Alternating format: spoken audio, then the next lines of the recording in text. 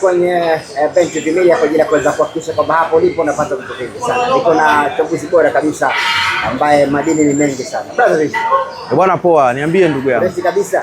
Fresh. Bwana, baadaye hapo majira saa moja kuna game inachezwa. Simba dhidi ya Coast. Hebu tupe tathmini ya huu mchezo. Pengine watu wanasema ndugu wawili wanaenda kukutana. Kwako unaonaje kwenye hili? Of course ni mechi ambayo inaonekana itakuwa na uelemewa upande mmoja, kwa maana ya kwamba kimakaratasi Simba anakuwa na faida zaidi ya kuweza kuonekana kwamba kuwa timu ya kwanza na Coast Union kuwa timu ya pili.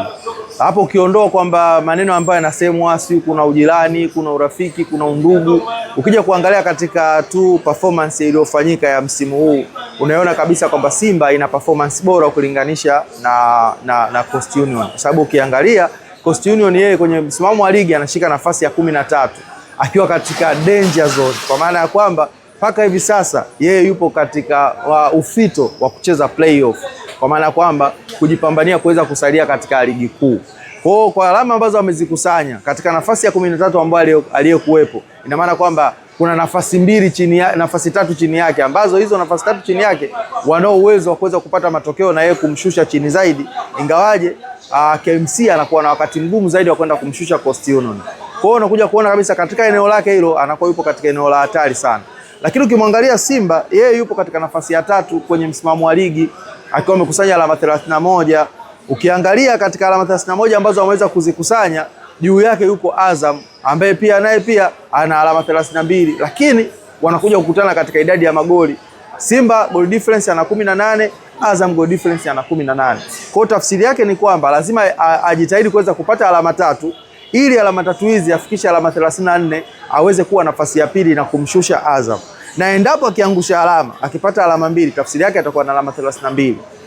Alama 32 hazitatosha yeye kuweza kumpa challenge Azam. Kwa hiyo kwa minajili hiyo inaonekana kabisa kwamba Simba ana kila sababu za yeye kuhakikisha kwamba anakwenda kuweka gap kati yake yeye na Azam, kwa sababu Simba ana faida ya michezo mkononi. Ana michezo takriban michezo 14 ambapo anadaiwa michezo miwili na Azam, anadaiwa michezo miwili na Young African. Kwa hiyo ina maana kwamba kama ataendelea kuangusha alama, ina maana kwamba atatoa urahisi zaidi kwa upande wa Yanga, atatoa urahisi zaidi kwa upande wa Azam.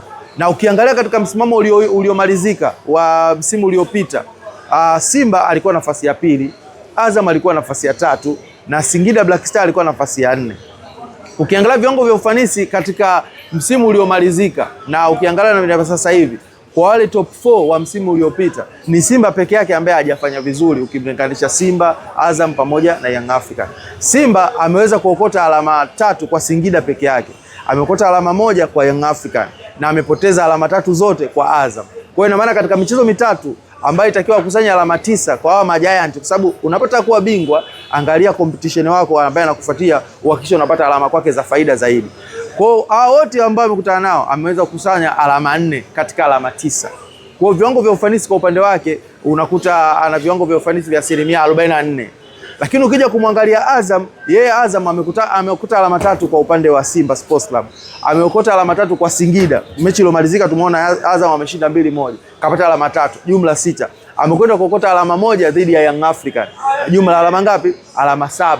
Viwango vya ufanisi katika hizi mechi, yaani viwango vya ufanisi sio katika ligi yote, katika mechi za wale washindani wake ambao walikuwa nao wote top 4, viwango vyao vya ufanisi ni 47.777 to infinity, ukiround off na 78.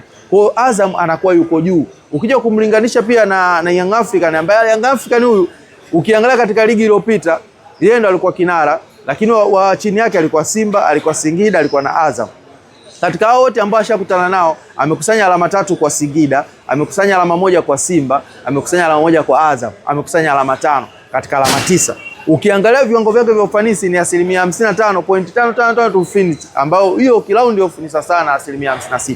Kwa hiyo unaanza kupangilia sasa katika viwango vya ufanisi ukilinganisha msimu uliopita na msimu huu kwa wale top 4, unakuja kuona kwamba Azam anatangulia akiwa na 78%, akifuata Young African akiwa na 56%, akija Simba mwenye 44.44 ambao ni sasa na 48%. Kwa hiyo unaona kabisa ukiangalia kwenye competition ya wale watu ambao walitoa competition kwenye watu 4 wa msimu uliopita, Simba ana wakati mgumu zaidi. Kwa hiyo ili kuweza kufukia gap kama hilo, ina maana kwamba kama ulikosa alama kwa washindani wako, alama za kutosha, hakikisha kwa watu wa chini unapata alama zaidi, na alama zaidi ni alama 3. Kwa hiyo unaenda kuiona Simba akiwa na challenge zaidi ya kuhakikisha kwamba anaenda kupata alama 3. Lakini pia ukija kuangalia background ya Simba na Singida na Simba na Coast, ukiangalia umekuwa na ushindani mkubwa sana, hususan katika raundi ya kwanza. Ukiangalia msimu uliopita Simba aliangusha alama 2, alipata sare ya 2-2 dhidi ya Coast Union. Ingawaje katika mzunguko wa pili Simba alipata utajiri wa magoli na Dese Mkwala akiwa shujaa. Lakini unaangalia katika zile alama ambazo Simba zilimfanya aweze kuangusha ubingwa, ni sare aliyoipata dhidi ya Coast Union, ni sare aliyoipata dhidi ya Azam, ni sare aliyoipata dhidi ya Fountain Gate ambayo Chasambi anajifunga. Umeona bwana? Kwa sare hizi ziliweza kuweka alama ambazo zikwenda kumpotezea ubingwa mwisho wa msimu. Kwa hiyo hiki Simba atakwenda kujifunza zaidi kwamba kuangusha alama katika timu ambazo zinaweza ikampa mtaji, inaweza ikampa hatari zaidi ya kuweza kumfanya aweze kupoteza. Kwa hiyo naiona Simba ikiingia inataka kupata alama 3 zaidi ili kuweza kuweka upinzani na mpinzani wake ambaye ni Young African. Tukumbuke kwamba akifanikiwa kushinda michezo yake miwili ambayo ni kipolo ili atimize michezo 16, anakuwa na alama 37. Wakati huo aliyekuwa juu ya kinara atakuwa na alama 38. Kwa hiyo ina maana itakuwa tofauti ya alama 1. Ligi itakuwa ipo katika ushindani mzuri na itakuwa bora zaidi. Lakini kama akiangusha alama leo hii, kwake inakuwa ni eneo la hatari na alama ya hatari kwa upande wake. Kwa hiyo nikiangalia kwa upande wa kimpira, Coast Union kwa nafasi aliyokuwa nayo ya chini ya msimamo, na Simba kwa nafasi aliyokuwa nayo kwa pressure ya ubingwa, ni mechi ambayo kila mmoja anahitaji kuweza kupata matokeo. Kwa hiyo ukiangalia kimpira ni mechi ambayo itakuwa na mvuto na upinzani wa hali ya juu. Lakini ukija kuangalia kwenye makaratasi unaiona Simba wanaipa nafasi kubwa zaidi, kwa sababu ukiangalia hata mechi zake 3 za mwisho amefanya vizuri zaidi ukilinganisha na Coast Union. Kwa hiyo naiona nafasi ya Simba kuweza kupata matokeo mazuri dhidi ya Coast Union. Ubora wa Simba Sports Club kwa siku za hivi karibuni unadhihirisha zaidi kwamba Coast Union leo ana mechi kubwa ngumu zaidi, na pengine ndio mechi ambayo huenda ikaenda kumshusha daraja. Of course nakubaliana na hilo kwamba mechi itakuwa ngumu sana kwa upande wa Coast, kwa sababu Simba anapata faida moja. Umeelewa vizuri? Simba anapata faida moja. Faida ya kwanza ambayo anaipata Simba ni ipi? Amepata muda wa kutosha wa kuweza kufanya maandalizi. Na kama unavyofahamu katika ligi kuu ni Simba pekee mwenye michezo upungufu ya watu wote. Kwa hiyo anacheza akiwa very comfortable.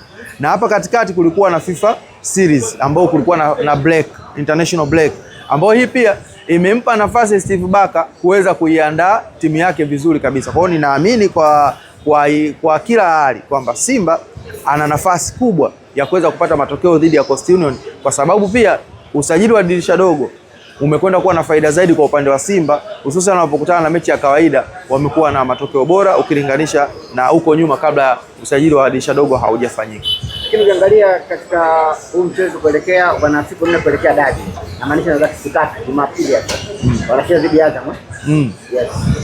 Mechi hii wakishinda Simba inaleta morali kuelekea dabi ya Mzizima, kwa maana ukiangalia mechi ya kwanza kwa Simba ilikuwa ngumu. Of course itakwenda kuleta ushindani, na ukiangalia Azam na yenyewe pia wamepata ushindi dhidi ya timu ngumu, ambayo hii ni timu ambayo inaweza kuchallenge vigogo, imeweza kupata ushindi. Kwa hiyo unakuja kuona kabisa kwamba katika hali ya kawaida itakuwa ni mechi ambayo ina ushindani mkubwa, lakini kwa kuweza kupata ushindi inaweza kuwekea morali kuendelea katika mchezo wa Mzizima Dabi. Na kama unavyofahamu, ya kwanza Simba alikubali kugawa alama 3.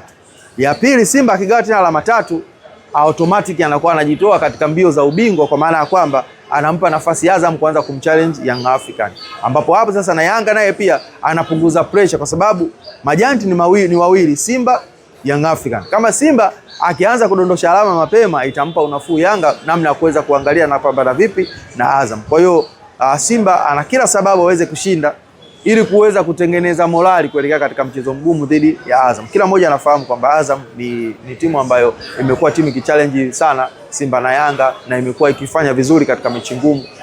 Unaweza ukaweka guarantee kwa mechi ngumu kukupa matokeo kuliko kwa mechi ndogo. Kwa hiyo lazima aweze kupata ushindi kuweza kutengeneza morali ya kuelekea katika mchezo unaofuata. Asilimia mchezo wa Coast dhidi ya Simba kwako ngapi asilimia? Ukiangalia ukianza kugawa katika performance, kwa maana ya kwamba haina wachezaji wenye mchango mkubwa ya magoli, Ukiangalia pia maeneo ambayo yameweza kufunga upande wa Simba, upande wa Coast, Simba wamefunga hadi mabeki, wamefunga viungo wachezeshaji, wamefunga washambuliaji. Viwango idadi ya magoli imekuwa kubwa zaidi. Wakati huo upande wa Coast magoli wakiwa hasi. Umeelewa vizuri? Kwa hiyo unaiona kabisa kwamba Simba ina nafasi kubwa zaidi ya kuweza kushinda. Kama nilivyosema hapo mwanzo kwamba viwango vya ufanisi vya Simba vipo juu sana. Kwa hiyo mimi naipa 75% kwa 25%. Kwamba Simba ana 75% kupata ushindi dhidi ya 25% ya Coast Union. Kwa wakati wa hili kwako inakuwaje?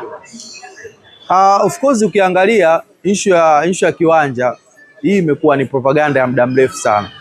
Na ukiangalia pande zote mbili, ukimwangalia Jairut, yeye anachokifanya anatimiza ahadi ya kimkataba ambayo aliweka akiwa anaingia na Simba, ikiwemo kwamba atafanya usajili, ataleta basi, lakini pia atajenga uwanja. Ameshaleta mchezaji Ino Luemba, tunamuona, umeelewa vizuri? Basi ilishaletwa picha ya basi ipo pale Simba na imeshapostiwa basi litalokuja Simba liko njiani linakuja, umeelewa vizuri? Na uwanja ndio hivyo, tumeona picha tena pia ya Wachina wakiwa na nyuma yao kuna uwanja, wakiwa kwenye mazungumzo ya kutengeneza uwanja. Kwa hiyo upande wa Jairut anaanza kujitambulisha kwa Simba katika ahadi. Moja imetimia, tumemwona Ino Luemba. Mbili zimekuja picha. Ya kwanza imekuja picha ya gari. Ya pili imekuja picha ya Wachina wakiwa na picha ya kiwanja. Umeelewa vizuri hapo? Hiyo kwa Jairut. Lakini ukija kwa upande wa Mo story yake bwana ya kujenga uwanja ilianza miaka mingi, takriban miaka 4 iliyopita. Na kama utakumbuka kipindi cha utawala wa hayati Magufuli kulikuwa hadi na kesi ya kwamba kuna nyasi zimezuiliwa bandarini za Simba na nini, mambo yalikuwa mengi kweli kweli kama unakumbuka. Umeelewa vizuri? Baadaye zilipokuja kutoka zikaenda pale Bunju Mo Arena. Umeelewa vizuri? Ukajengwa ule uwanja zikatandikwa pale, watu wanafanya mazoezi. Umeelewa vizuri? Ni uwanja ambao hauna hadhi ya kucheza mechi ya kiushindani, labda za kirafiki na mazoezi. Na baadaye pia wakatangaza Simba kwamba bwana, tunahitaji kuweza kujenga uwanja wetu. Wanachama, mashabiki, wapenzi na wadau wajitokeze kuweza kuichangia Simba.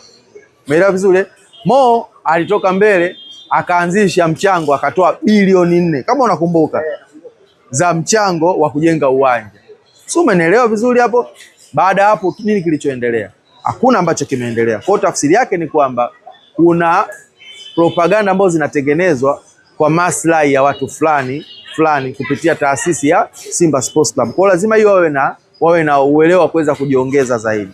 Lakini pia ukiangalia mwezi wa pili Simba walitoka kupitia msajili, walisema kwamba wamebadilisha, wameboresha katiba yao, na katiba yao kwa sasa inasomeka sio Simba Holding Company Limited bali ni Simba Sports Club Company Limited. Umeelewa vizuri? Na ile ambayo ilikuwa bodi ya mwanzo ya Simba Holding Company Limited inatakiwa iundwe bodi mpya, ambayo ikiundwa bodi mpya hiyo bodi ya ukurugenzi itaundwa kwa mujibu wa taratibu wa katiba hii. Na watu wakahoji. Umeona, walipohoji wakasema kwamba inakuwaje mwenyekiti wa bodi anatoka kwa wanachama au anatoka kwa mwekezaji? Wakasema kwa mujibu wa katiba yao Simba inawaruhusu mwenyekiti wa bodi kutoka aidha kwa mwekezaji au kwa wanachama. Hiyo wataamua wao. Umeelewa vizuri hapo? Hiyo ndio ilivyo. Lakini pia wakauliza tena kingine. Kwa mujibu wa katiba hiyo wanaruhusiwa kuwa na mwekezaji zaidi ya mmoja? Anasema ni wao Simba waamue, wao wawekezaji 3, 4, 5, 10 ni wao wanaruhusiwa kuwa hivyo. Kwa sasa hivi Simba kwa mujibu wa yale maelezo kwamba ile bodi ilitakiwa ivunjwe, iwekwe bodi mpya kulingana na katiba ambayo ya sasa iliyokuwa imeboreshwa. Lakini hicho hakijafanyika. Kinachokuja kutokea, Mo ni nani? Mo ni rais wa heshima wa Simba. Je, katiba hii ambayo imeboreshwa walikuja nayo inamtambua Mo kama rais wa heshima wa klabu au inamtambua Mo kama mwekezaji? Na kama inamtambua Mo kama mwekezaji, mikataba yake ya kiuwekezaji inasema nini juu ya ujenzi wa uwanja na mambo mengine, ununuzi wa wachezaji na mambo mengine, uendeshaji wa klabu na mambo mengine, inahusisha vipi? Jairut anatoka anasema kwamba yeye aliahidi kwenye mkataba wake kwamba atajenga uwanja na ameshaanza process, na tumeona picha na tumeona Wachina. Wakati huo pia Mo ameandika barua kuipelekea Simba kwamba yeye yuko tayari kujenga uwanja. Simba ni taasisi, Simba ni kampuni inayoendeshwa kwa utaratibu. Kwa nini hazikutangazwa tenda mtu ambaye ameshinda zabuni aende kujenga uwanja? Kwa mfano tunao wajadi Young African ilitangazwa tenda, si ndio? Aliyeshinda zabuni ni nani? Ni GSM. Umeelewa vizuri? Kwa hiyo hata kama ikuwa imetangazwa danganya toto, lakini kiutaratibu imepita kwenye mfumo. Sasa Simba hata hiyo, yani hata hiyo danganya toto yenyewe haipo. Umeelewa vizuri? Kwa hiyo unakuja kuona kabisa kwamba hawa wameamua ku mark time, hawako serious kuweza kusogea mbele. Jairut anakuambia kwamba yeye anahitaji kujenga uwanja ambao utakuwa na uwezo wa kubeba mashabiki 10,000. Umeelewa vizuri hapo? Wakati huo Mo anataka kujenga uwanja ambao unaweza kubeba mashabiki 15,000. 10,000 jumlisha 15,000 mashabiki 20,000. Umeelewa vizuri? 25,000. Gharama za kujenga uwanja wa 25,000 na 10,000, 15,000 na 10,000, gharama yake, mapishano yake ni madogo sana. Wakiunganisha nguvu wanaweza kupata kiwanja ambacho ni bora zaidi chenye watazamaji hata 30,000, ambapo ukijenga uwanja tafsiri yake ni kwamba umeshaongeza chanzo cha kipato katika klabu. Umeelewa vizuri? Kwa sababu kwenye kuendesha maisha kuna liability, lakini pia na kuna asset. Utapojenga uwanja inakuwa sio liability tena, inakuwa ni asset kwa klabu, kwamba watafanya mazoezi. Ile pesa ambayo wanaenda kulipa sehemu nyingine kwa ajili ya kufanya mazoezi inaingia kwenye klabu. Watu wengine watakuja, wageni watakuja, timu za kigeni zitaomba kufanya mazoezi, watalipa, wakilipa wanaingiza fedha. Kuna timu zingine hazina uwanja wa kuendesha mechi za ndani na za kimataifa, watalipa ili wacheze mechi hapo, wataingiza fedha. Ligi za ndani pia vile vile kadhalika wataomba kutumia hapo, wataingiza fedha. Umeelewa vizuri hapo?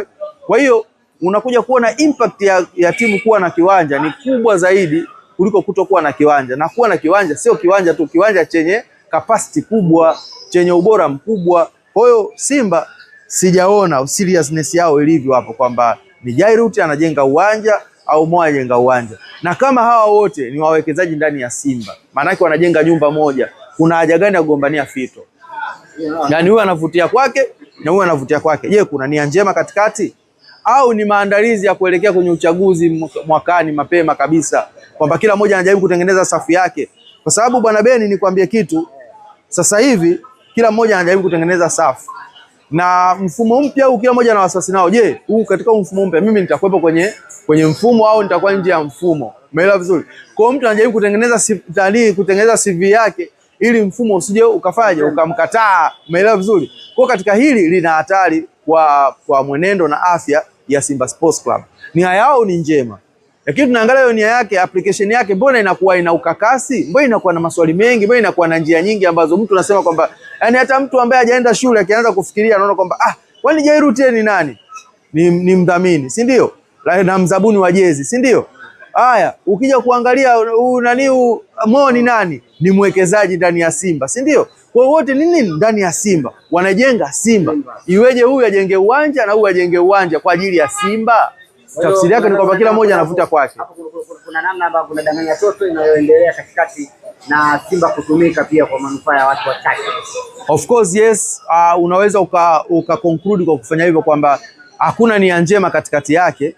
Kuna kila mmoja anajitengenezea mazingira rafiki kwa upande wake yeye kulingana na mabadiliko ambayo yamefanywa sasa hivi ndani ya klabu ya Simba. Kuonekana kwamba unaweza kufanyika mabadiliko, mtu akakaa kwenye mfumo au asikae katika mfumo. Kwa hiyo mazingira yanatengenezwa. Na sasa hivi pia ni sehemu ya kwanza kutengeneza safu, kwa sababu tunafahamu kwamba Simba wakiingia kwenye uchaguzi inamaanisha kwamba mwenyekiti wa Simba Sports Club ambaye yeye kwa mujibu wa katiba ya Simba na kwa mujibu wa utaratibu yeye ndiye ana hisa nyingi, ana 51%. Kwa hiyo maana ukimpata mtu mwenye nguvu zaidi kwenye Simba akiwa upande wako inapata wewe faida kubwa zaidi. Kwa hiyo inawezekana haya ni mazingira ya kuweza kuhakikisha kila mmoja anamweka mtu wake mwenye nguvu ili aweze kupitisha mambo yake.